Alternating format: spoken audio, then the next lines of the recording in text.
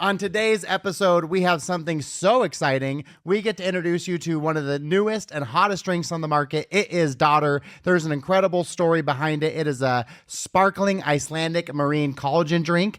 And if that makes you think, what is that? This is an episode you're absolutely going to love. Be sure to stay tuned, like, and subscribe. And most importantly, enjoy the episode.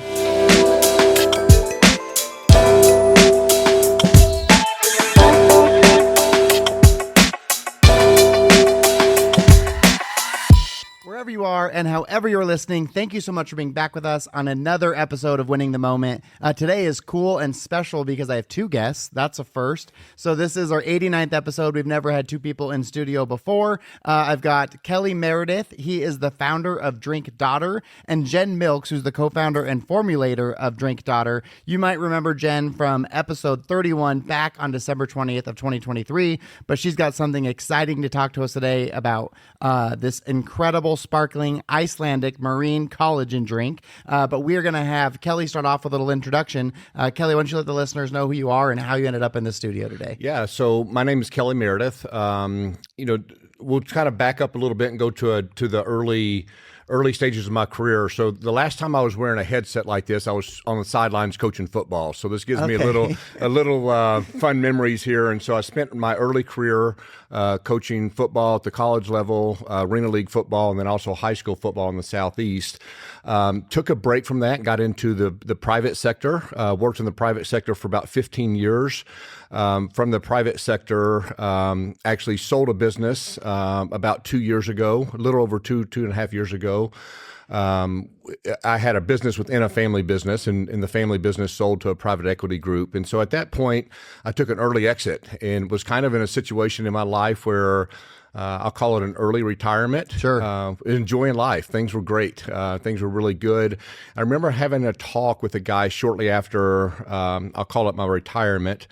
And he asked, what was my next steps? And I said, the only thing that I want to do is I want to help people and serve people. And so I said, I don't know where that's going to lead me. So is that going to put me back into the coaching aspect where I can be able to work with, young men and to be able to serve young men and to be able to help them grow, or where it was going to lead?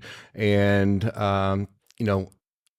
it led me to a drink, of all things. And so it led me to this Drink Dottir that has given me a great opportunity and a great thing that I think that we're bringing to the market, working with Jen and our team. And so that's kind of where we're at right now, is on the early stages of getting ready to develop and launch this drink.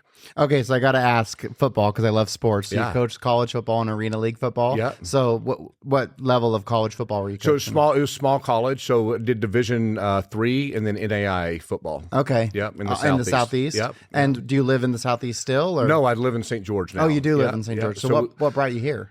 Just change. So when I had started the business, we were doing a lot of business on the West Coast, and I was traveling a lot. And really, my company was, basically all throughout the United States and Mexico, and so I could really live wherever.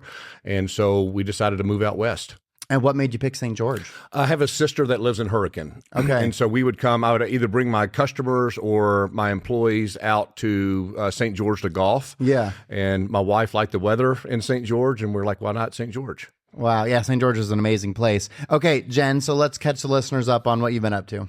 Yeah, well, this actually, if you would have asked me 2 years ago, the last time we spoke, if I was going to be working in RTD beverage space, I would say absolutely not, because it's complex, it's challenging, it's so fun though, and it's expensive space, and it's a competitive space, but going from creating supplements and creating powders, ready to mix drinks, capsules, all the things that I've done over the years has been fun. But I tell you what, this has been incredible. This has been an incredible journey. It's been an incredible learning experience. We have the absolute best team. I'm just going to brag up on our team. Kelly is, I always say this because I think she hit this on the nail. His wife calls him a professional friend maker. And I actually think it's more than that. He's a professional team builder. I mean, he can put the right people with the right mindset and the right goals and just put us in our place. And we just all rock and roll great together. So when Kelly came to me and said, hey, and I actually want him to tell this story. I was in Iceland. I tried a particular few kinds of drinks when I was over there, and I really think we should get into like the marine collagen space and do a ready-to-drink sparkling marine collagen drink. And I'm like, well, that sounds kind of tough, because fish, marine, it's kind of hard to mask. Well, There's just so getting many... a drink in public, like you said, at all the competition, that seems pretty daunting. It's super saturated space, right? Yeah.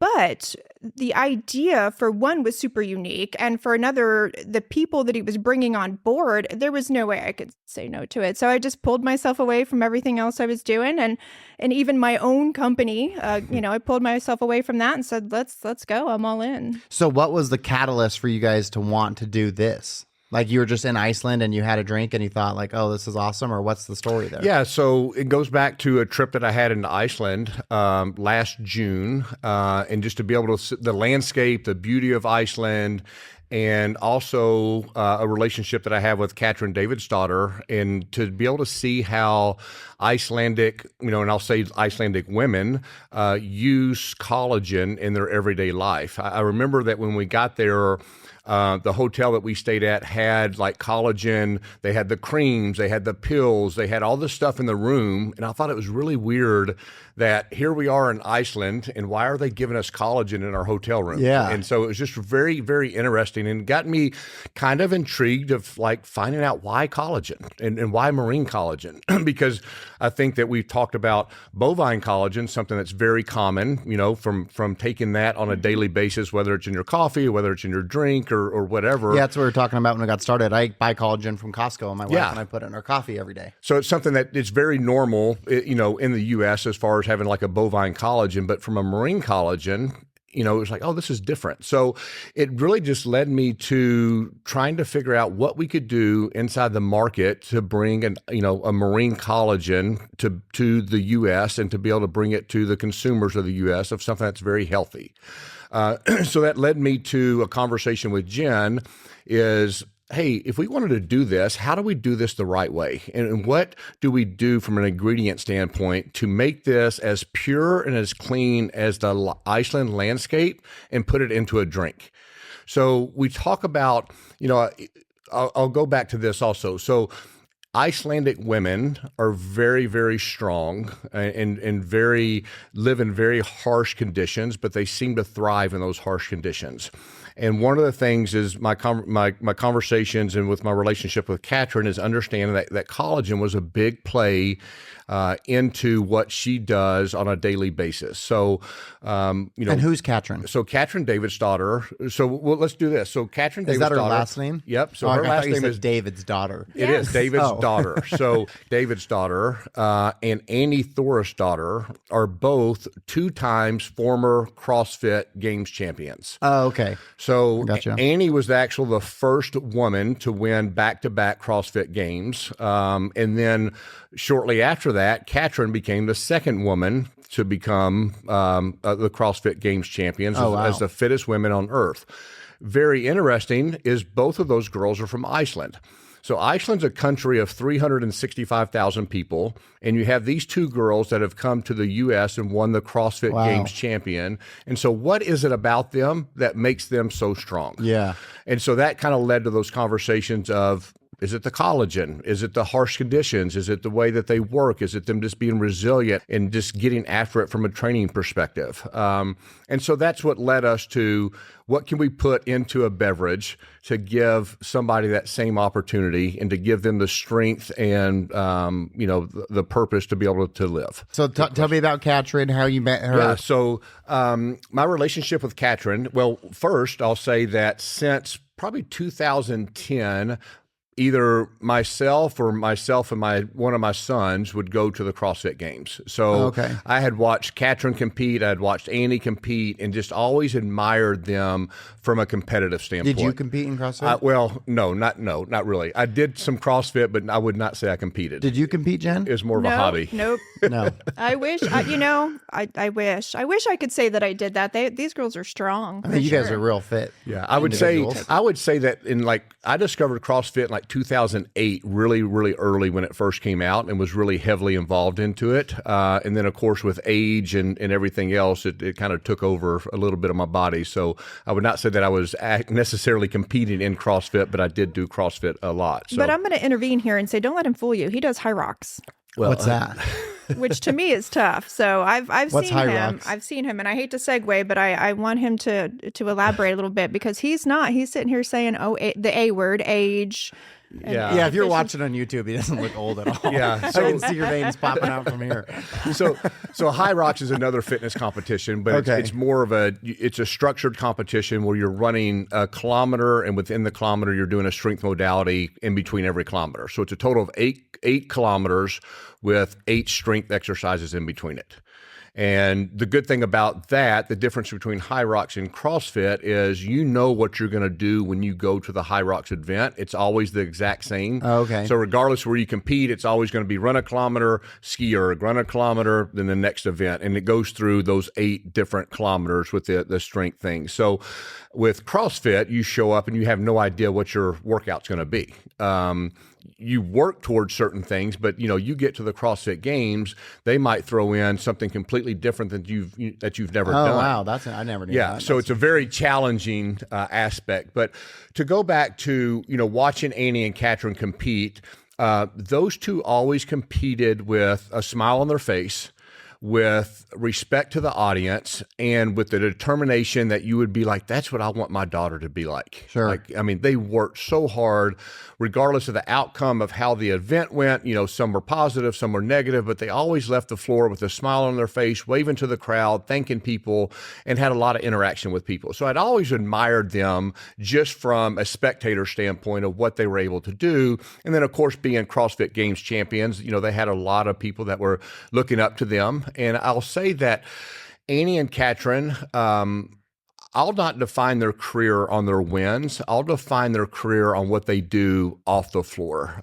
just because of what they bring to society. Even now, they could be very content with who they are, with what they've done, but they're still trying to live on a legacy and bring other people through health journeys, to train other people, to work with other people, to be able to get other people excited about working out. So that's just kind of the legacy that they're still continuing. So right after I had retired, I had there was a travel group called World Playground that is owned by Brooks Like, and Brooks puts on these travel groups, and they're first-class travel groups. And so for myself, for a 50th birthday and a retirement gift, I had contacted Brooks and said, Brooks, can you put together first-class trip for me and my wife to go to Africa?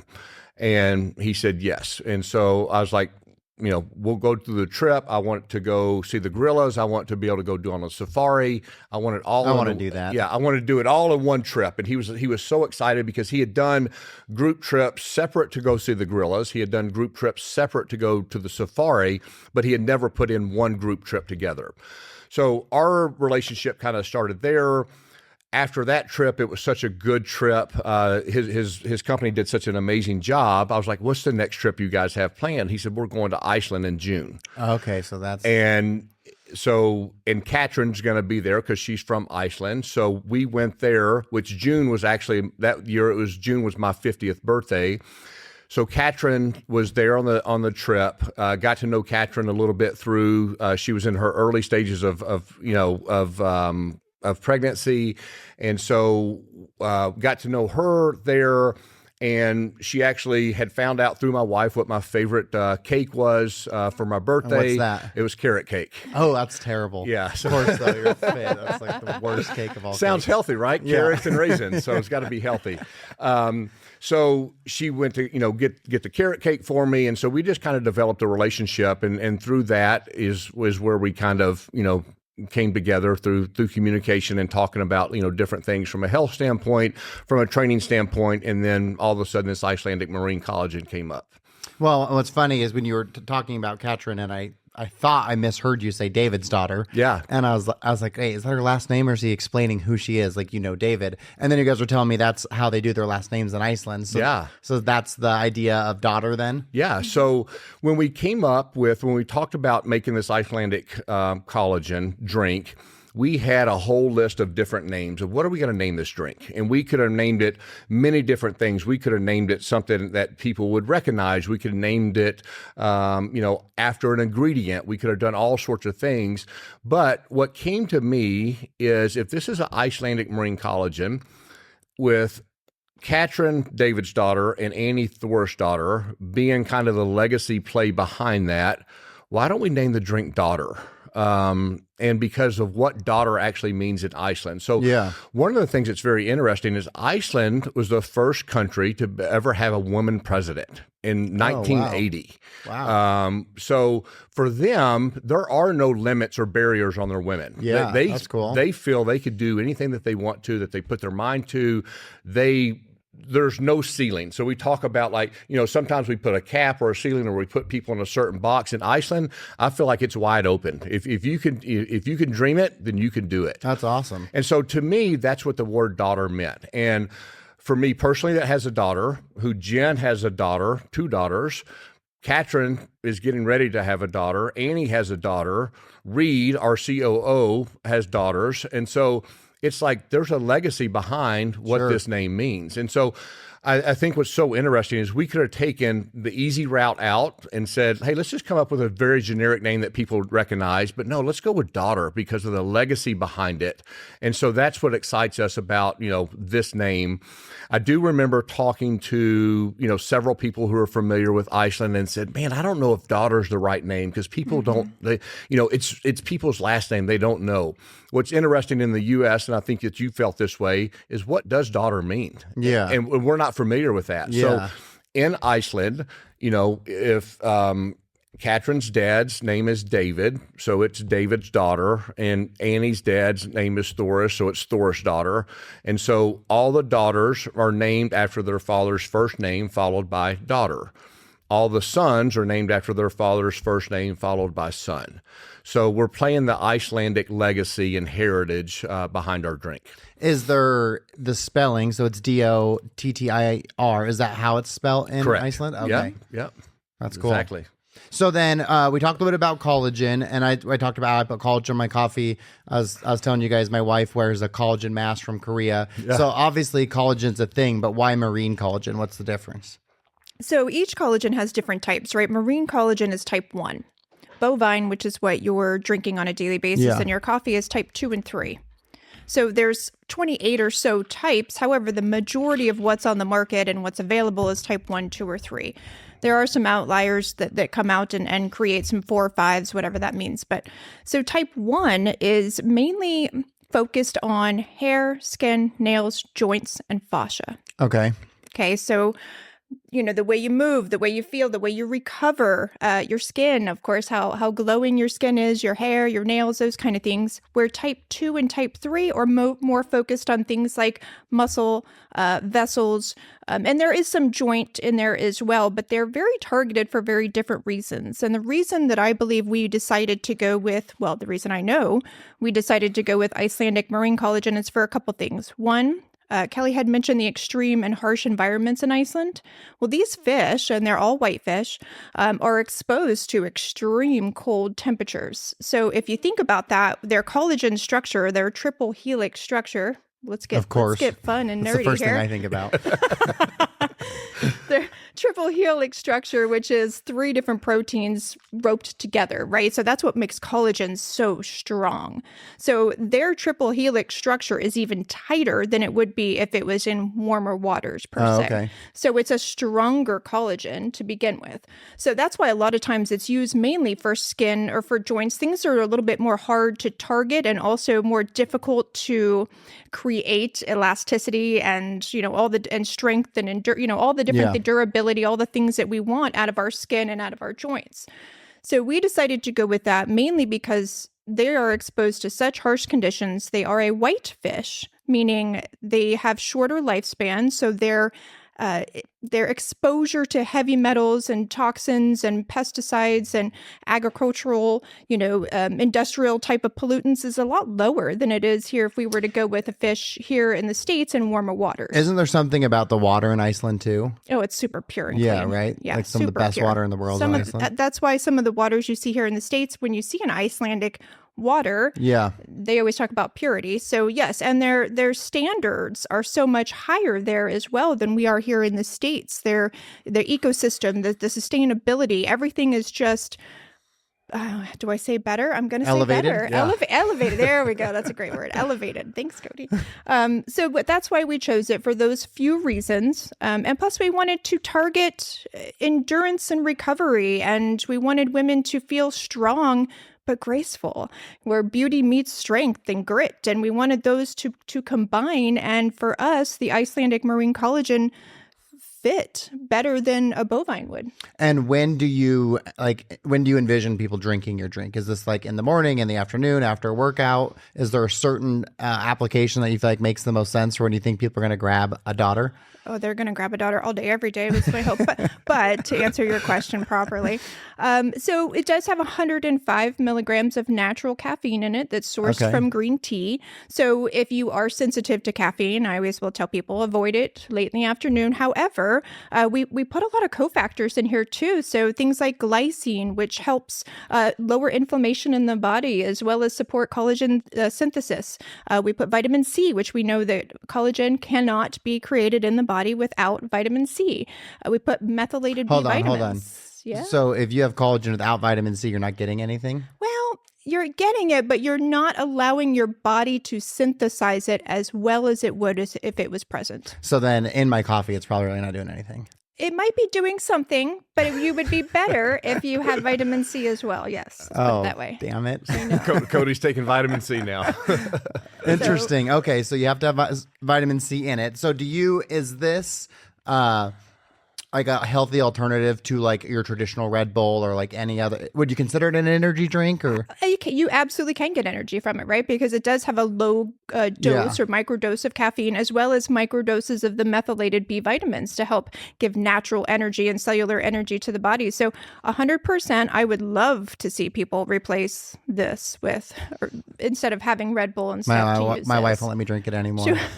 Good for her. Go. Well, and I think also, Jen, is, from what we talked about just from when we were formulating the drink, is it's a healthy drink. And so all the cofactors that Jen talks about makes this thing extremely healthy. And so Jen mentioned the word purity of Iceland, and I would say that our drink is as pure and as clean as you can get with a caffeine source. And so that's what excites me. So on my desk, and when I was in business, I had, and it still sits on my desk, is integrity above profitability. I like how you always say like this past tense when you were in business. Yeah. This is business. Yeah, right this now. is. You know what? This is fun. To me, this is fun. And my old business was fun too. But it's been refreshing just because it's something that's so new to me, and I have no idea what I'm doing. And that's what even makes it fun, because I can go find people like Jen. I can go find Reed. I can go find, Jeff, who's helping our marketing side, and work with Annie and Katrin, and go work with people that actually know what they're doing and build this. So to me, it's not work. It is a fun project. And for the listeners, you guys said off camera, but you guys started this journey just back in March. Yes. So we've been moving. I mean, I'm just blown away by that. I would have thought it would take 5 years to get to the point where you guys are at. Well, and we've been through 5 different iterations of, different flavoring, of trying to make it taste right, of trying to make sure that all the ingredients are right. So it's not been an easy journey. Well, and speaking of flavoring, so this is mandarin orange right next to me. And what's that one? Mixed berry. And so are those the 2 flavors you're starting with, or are there going to be others? And then there'll be a third one, which will be strawberry lemonade. Okay, cool. Yeah. And that was tough too. So what we wanted to accomplish, like Kelly had said, is purity, but also clean label status. And anybody who formulates, to know what clean label status is like, you're going to go, okay, that was tough that you did this since March already, because it's not easy. Everything that we put into this drink, whether it was the extracts of the fruit, the cofactors, anything that goes in this drink to be Whole Foods compliant, which is what the standard that I looked at of what is the epitome of clean is to be able to get into Whole Foods, right? Yeah. Because they really look at certain parameters and say, okay, well, if you have this in your drink or this in your food, you don't make it on the shelf. You just don't make it in. So not that saying that we're going to go there right now or anytime soon, but at least I wanted to put us at a certain level. Yeah. So we had to make sure everything, even what it was freeze dried with, everything about this drink, every ingredient that went with the fruit extracts or with the vitamin C had to be clean. So we really put a lot of time and focus and energy into making sure that this is a clean drink. This is something I want my daughters to drink, like, a lot. Would RFK get behind this He drink? would, you think? 100%. That's what I like And to hear. RFK, if you're listening to Cody's show, I hope you do. Of course he listens. Yeah. How could he not? That's exciting. So, I mean, that's a real thing, though, you talked about with your daughters, right? Because my son will go into the grocery store and he wants the drinks. He loves to drink, doesn't matter what it is. And so he always wants to get these drinks. And my wife always grabs it, looks at the label, and she's like, not a chance, So, like, he doesn't get a lot of options because there's just not a lot out there that taste good and are fun to drink. And there is something about how it looks, too, right? Like, this has an appeasing stylistic design to it, and you want that. I don't know why, but we just do. Like when you go to the liquor store, you look at the cool bottles. And that's the one that you pick out. So I think so far you guys have done an awesome job, and I think it's important. Even like in my kids' like sporting events, people will bring snacks after, and a lot of times my wife's like, "Give me those." Yeah, Her and I are on the same page. Jen was the mother that nobody wanted her snacks. So when she brought snacks to sporting events, I'm sure everybody was like, "Dang it, why is she bringing snacks?" Because they were the healthy snacks. Oh yeah, I always joke like the only snack I have in my house is like a raw piece of turkey or like if I'm lucky, maybe some grapes, some nuts. Like there's no cookies, there's no chips. Like we don't have that. My daughters call my house an ingredient house, and that's exactly what it is. So I'm sure Megan has you set up on the same path. Yeah. And so my kids love to go to other friends' houses because then they It's have fun. Cheez-Its and all that good goldfish. Like that. My wife was just telling my daughter she can't have goldfish, and I was like, "Give me a break! Like goldfish, come on!" And she was like, "No, it's got carcinogens in it," and I guess it does. I don't know, but I think that's the joy for me is to work with Jen. Is I've really never paid attention to a lot of the ingredients on to whether I'm drinking something or a supplement. Oh yeah, you were saying there was a drink on your desk when you were in business, and then I think I bombarded you. Well, no, that was the word. The word that I had, integrity above profitability, was what I had on my desk. But like, I've never paid as much attention to ingredients as I have in the last 3 to 4 months. I'm sure. The things that I've learned from Jen is like, so when we started to formulate this drink, and the conversation was, there's a lot of shortcuts that we could take. There's a lot of things that we could have done a whole lot easier and probably cheaper. A whole 100%. Lot cheaper. I mean, to get the Icelandic marine collagen from Iceland and to get it shipped here is not cheap. But we want to be able to offer to the consumers something that is extremely healthy, that we can stand by, that we can say that, hey, we're representing something that is extremely clean. We talk about in the words resilience, we talk about the words empowerment, we talk about purity, and we also talk about impact. So what impact can we make on people's lives? And so with our drink, one of the biggest impacts that we're trying to make is that we have what's going to be called a resilience fund. And on the back of the can, you could see a little bit about the Resilience Fund, and it talks about that, we're empowering the next generation of strong resilience women. Our Daughter Resilience Fund supports female athletes, coaches, and youth leaders with training and mentorship. So one of the things that we're going to do is within the brand Dottir is to be able to support nonprofit organizations that are going to be able to support females and women in these type of endeavors. So to be able to give these women opportunities to be able to succeed at whatever they want to succeed at. And so that's also exciting for me because that, to me, when I talked about what do I want to do, I want to be able to serve and give back. That gives me that opportunity to do that. Yeah, I mean, I think it's really important to have a cause like that. And the first name that comes to mind, we've got to get Caitlin Clark to drink some Dottir. Yes, that's exactly right. Yes, that's what we need. That's exactly right. So, And those are we want to target, we've talked a lot about our target audience is going to be women, and just because of the benefits of collagen. Sure. But for me personally, I'm going to drink Dottir every day because I understand, you understand the the benefits of collagen because you're drinking it now. So if I can go get a caffeine source that's extremely healthy with the collagen benefits, then that's a drink that I want to drink every day. So I think about, from a joint perspective, from, my tendons, my ligaments, it's going to help me. I don't know if it's going to help my hair grow, but hopefully it will help, from a skin perspective or any of that other stuff. But I think those are the things that I could be proud of and say, this is what we created for people to be able to have something that's a go-to drink that's extremely healthy. And I don't think you said yet, but how did you two meet each other? So we met, I don't even know if it's 2016, 17, somewhere around there, at a gym that we both worked out at. And it just was, Kelly is a professional friend maker, as I had mentioned. So, he's just, I don't know if he's good at recognizing people that are, I'm a quiet person. I don't know if anyone's seen me in the gym. I put my AirPods in and I don't look or talk to anybody. So the fact that he started speaking to me about just different stuff, and then we started talking about supplements, and then we started talking about all kinds of health and wellness, topics, and it just led into a friendship. It's funny how it's fitness culture you guys met at, right? Yeah. So on this podcast, we've had Jake, who's one of the founders of fitness culture, and then Eli, who's my barber. Whose barbershop is. We love Eli. Yeah, Eli's amazing. So it's just a funny, you what were you gonna say? Mitch is on our team too. Oh, is he really? Is he doing your content? Yeah. So Mitch will do our content. Well. Yeah. Oh, he's so good. How did you meet Mitch? The same place. So same. Oh. Yeah.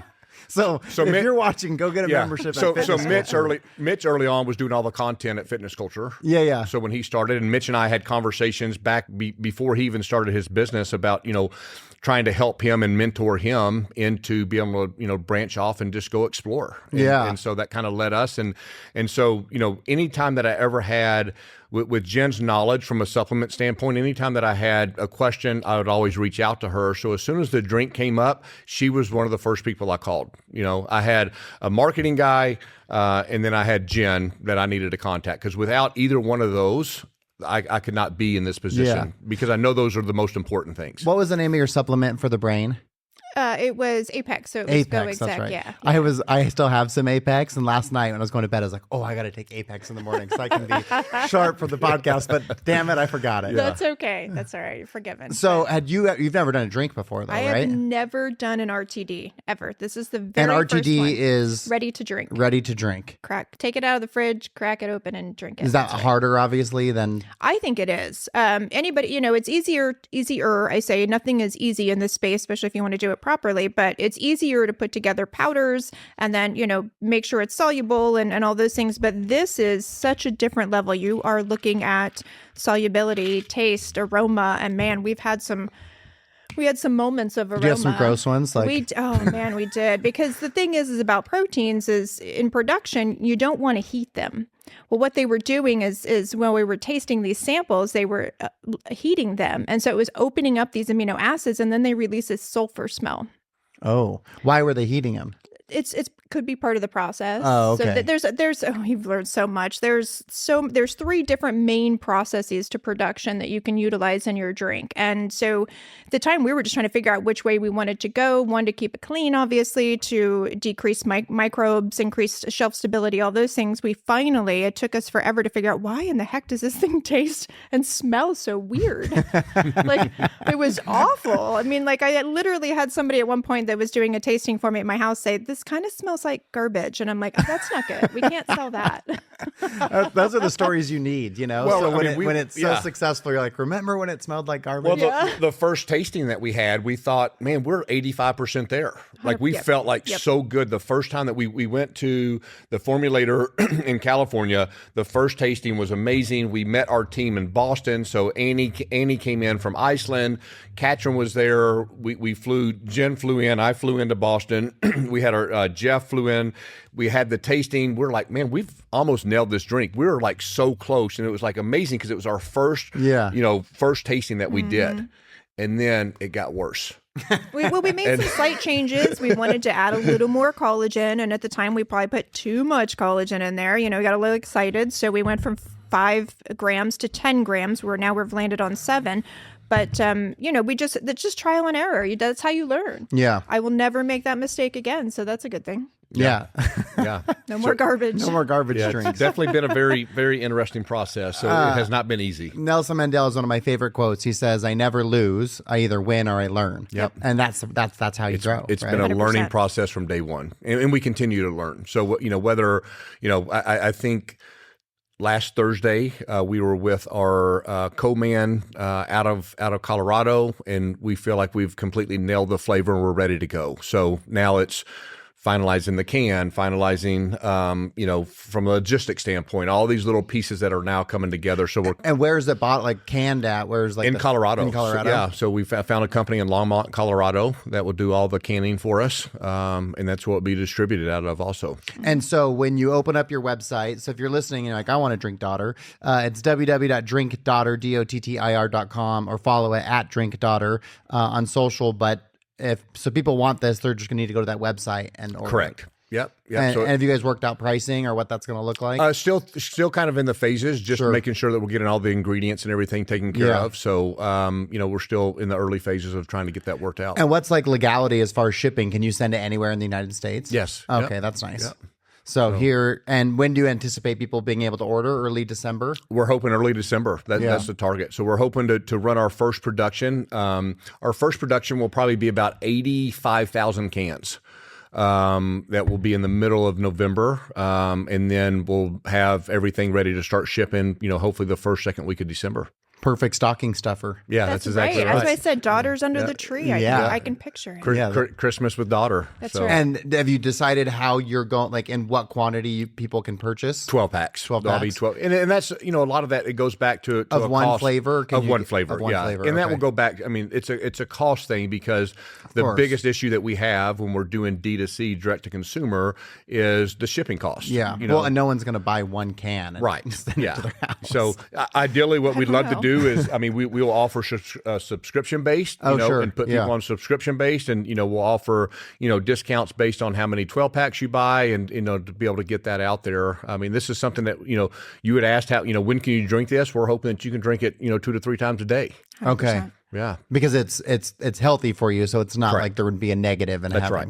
It's healthy for you, and we've also microdosed a lot of the ingredients so that you can have a couple of these, right? Okay. So the 7 grams of collagen, And it will give you like a jittery feel, like Nope, like no a, jitters, no crash, none of that, which is awesome. And it's sparkling, and we have worked really hard on these flavors, and man, they taste good. And we've also used a natural, one thing I always forget to talk about, and I don't know why, we used a natural preservative.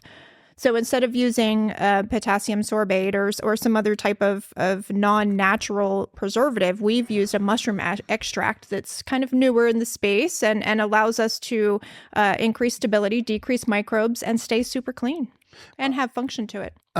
So how long is like the shelf life? Do you know yet what it'll be? We're definitely at 12 months and could be longer, yes. So we're looking at about 12 to 18 months. Man, well, that's exciting. So the question for you guys is, if Dottir does everything that you hope it does and can do, where do you hope Dottir is in 5 years? Like, what does success look like for Dottir? I'm going to go back to the resilience fund. Success for me will be we're helping female athletes or females altogether to be able to reach goals that they would never be able to reach through our fund. That's awesome. I mean, that's where I'm going to define success. So we talk about, we want Dottir to be a community. And I think that the team that we've put together is an amazing group of people. I'm so fortunate. I think it goes back to my coaching days of in order to have success, through coaching or on the field, it all starts with the staff. And so I think that we have assembled an amazing staff. I'm extremely fortunate to be able to work with the people that I'm able to work with.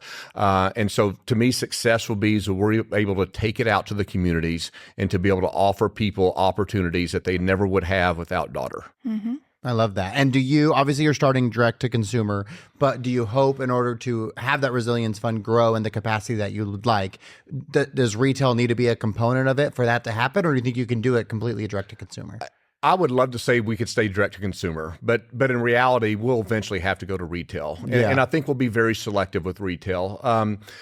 one of the things that I've learned, and because I'm not afraid to be able to call any company, and I've called many different beverage companies that are extremely successful, talk to their owners, talk to people that have equity in it, whatever it may be, and just ask them questions.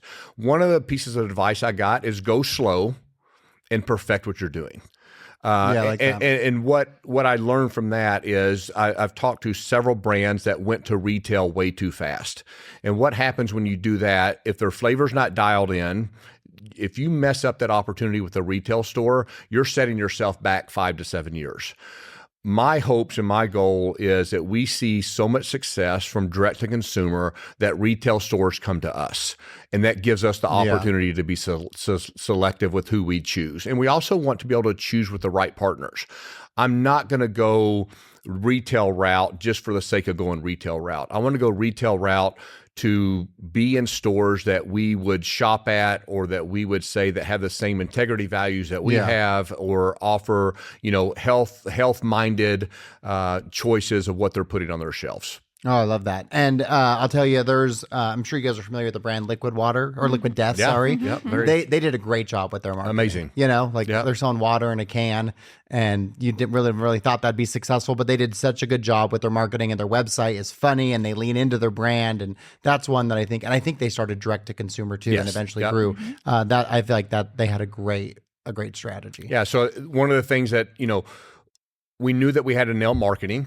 We knew that we had to nail branding, and then we had to nail the taste. Yeah. And I think there's some drinks that are very successful that have 2 of the 3. Sure. But when you do all 3 of them the right way, I think that's where you'll find success. Because the last thing I want to do is I don't want to go to market with something that somebody tastes or smells and says, oh, this just isn't right. Because they're probably never going to pick it up. Yeah, you again. only get one chance. That's really. right. From a taste standpoint. Yeah. From a branding standpoint, there's been many brands that are extremely successful that have rebranded, 2 years later, 3 years later. But we have put a lot of time and effort to this branding. I mean, we think that we have a really, really good brand. And even talking with the team that we had picked to help us with our branding, she said, you guys, and she's worked with some really high-end companies. She said, you guys have been the hardest company that I've ever worked with from a branding perspective. Well, I can tell from the way you talk about your company that you worked with a brand expert, Yeah. because you're already using words that I imagine are like your pillar and support words. And and it's so important. So many people start companies and they don't ever think about that part. They'll come up with a name, Right. of course. Yeah. But you usually don't think about,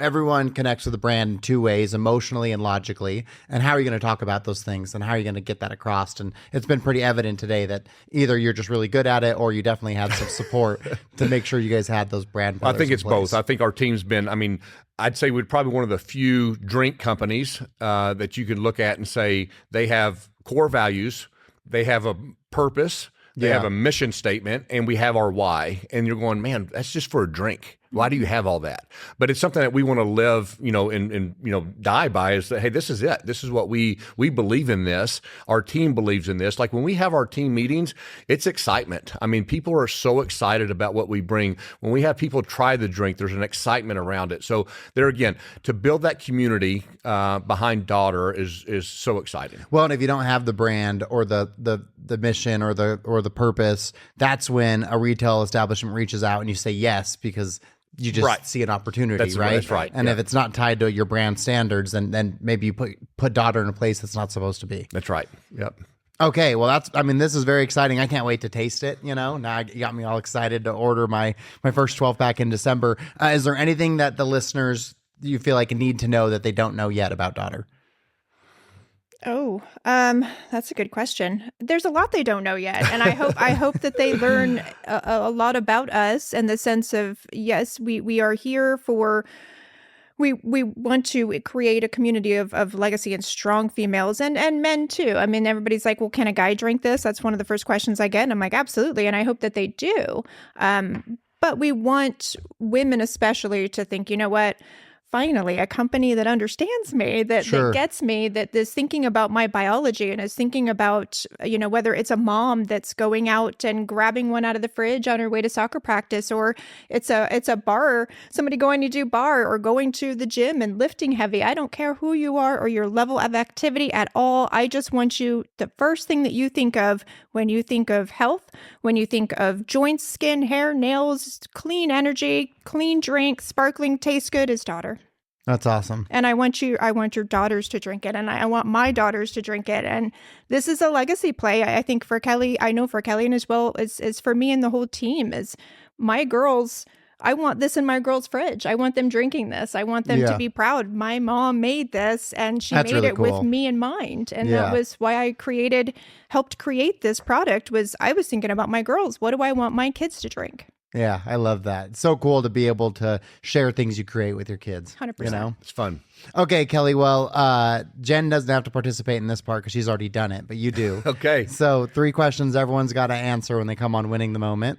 So the very first one is, what's the biggest win you've ever had in your life? That could get me emotional. I'll say my family. Yeah. I mean, to me, that's why we do what we do. Yeah. At the end of the day, it all boils down to family. And that's, when I talk about legacy, I'm talking about my family. Yeah.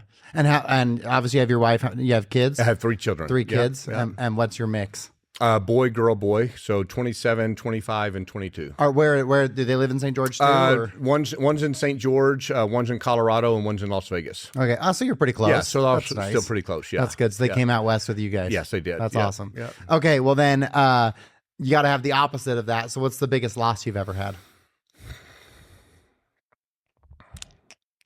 That's tough. I would say the biggest loss that probably turned into the biggest gain was not getting a job that I thought I wanted. I love that. In a coaching career. It kind of led me, life throws a lot of curveballs at you, and sometimes we could take losses and we could thrive on losses and always just use that as an excuse.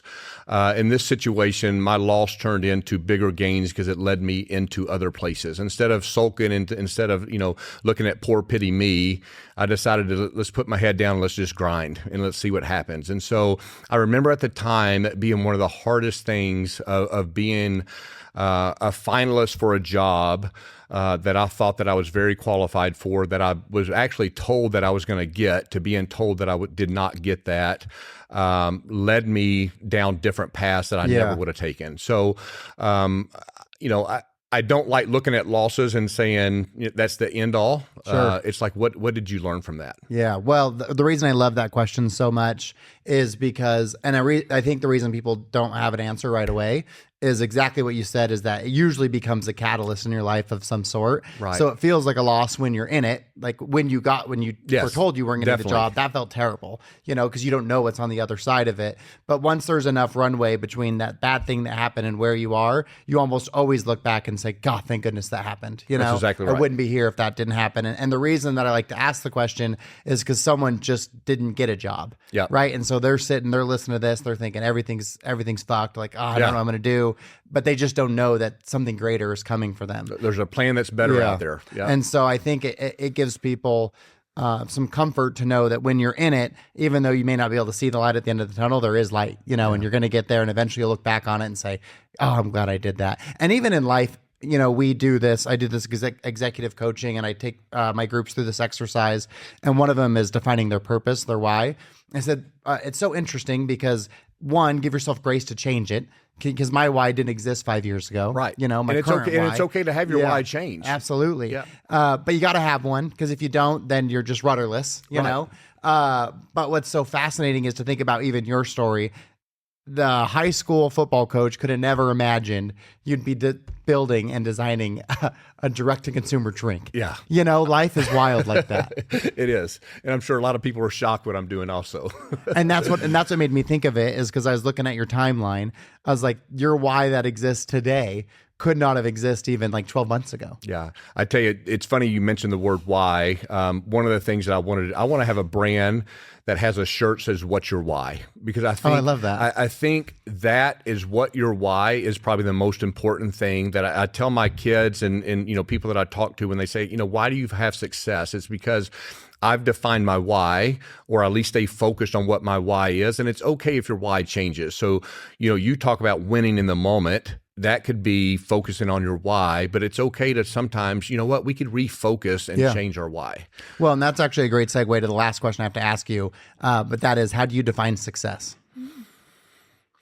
I define success as I've given my all to what I'm doing. A lot of people define successes by wins or losses, but I think to me it's the journey. So it's like, what are we doing to get to that win or to that loss? So it doesn't matter to me. I'll go back to the coaching days. It doesn't matter to me.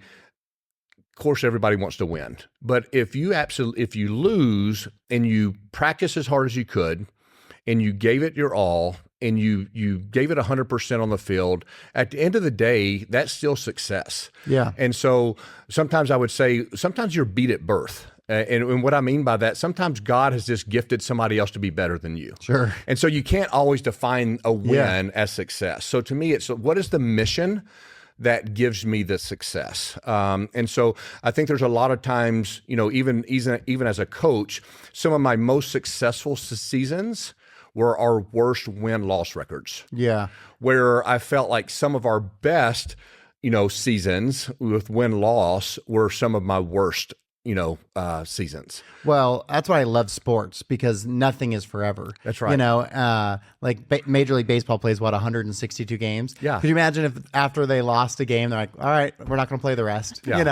You got to finish it. And Giannis has a great quote after they got eliminated, the basketball player got eliminated in the playoffs, and a reporter's like, well, is this season a failure because they win the championship? Right. He's like, what's wrong with you? Yeah, he was not very happy about that question. Of course it's not a failure. Do you never fail at your job? Does something not go right for you? It's like you're always going to have that. And so I love, in fact, your mindset is obviously very aligned, because another part of the workshop is getting people to focus on the journey and stop focusing on the destination. Because the dangerous thing is people plant a happiness flag in the future.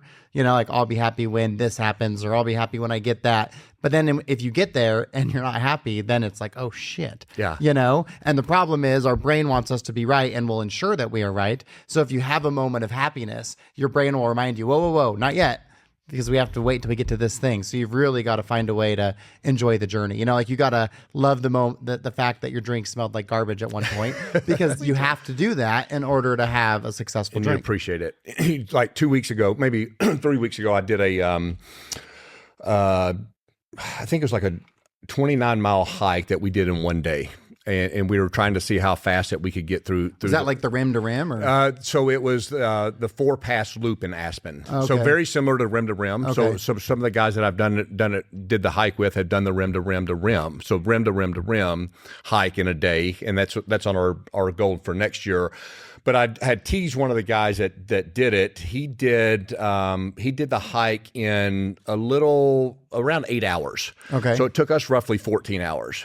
And I said, the thing is you missed the journey. Like, you didn't stop and see all the beauty because you had your head down and you were going. But his goal was, hey, how fast can I do it? My goal, one is I couldn't do it that fast, but also to enjoy the process, to be able to stop and look around and see what's going on. So every step in the journey is a learning process. And I think it's extremely important for us to learn, through each of those steps, because all the steps that we've taken with Dottir, I think has made us a stronger company and is actually going to have a stronger drink on the market. So and the beauty in that story is there's not a right or wrong way to do it. There's not. Because you guys both did the same thing, but you did it differently, and you both felt satisfied in the way that you did it. Your right does not have to be my right. Yeah. And I think that's a very important lesson, for societies to understand is, what? You don't have to do it like they did it. You could be your own journey, and you can define success through you being the best version of yourself. Well, and that's kind of a cool segue, because that's what you guys are doing with your drink. You're not doing it the way everyone else did it. We're not, because there's a lot of shortcuts that we could have taken, and we could have made this thing a whole lot easier. We could have made this thing a whole lot cheaper. But you know what? We're bringing integrity to the market through our ingredients, through our team, and something that we could be very, very proud of and stand by. Well, that's exciting. And for everyone who's listening to this, we're going to put this episode out when it makes sense for you guys. So I'm not going to give it a date, but definitely sometime between now and the beginning of December, you can go to www.drinkdottir.com and follow them on socials at drinkdottir. I'll put all of those links in the show notes. Kelly and Jen, thank you guys so much for being here. I can't wait to taste the drink myself. It was really fun to learn about this new drink and also learn some Icelandic culture and heritage. That's pretty cool. Awesome. We're excited for you to try it, and thanks for having us. Anytime. All right, guys, that's a wrap.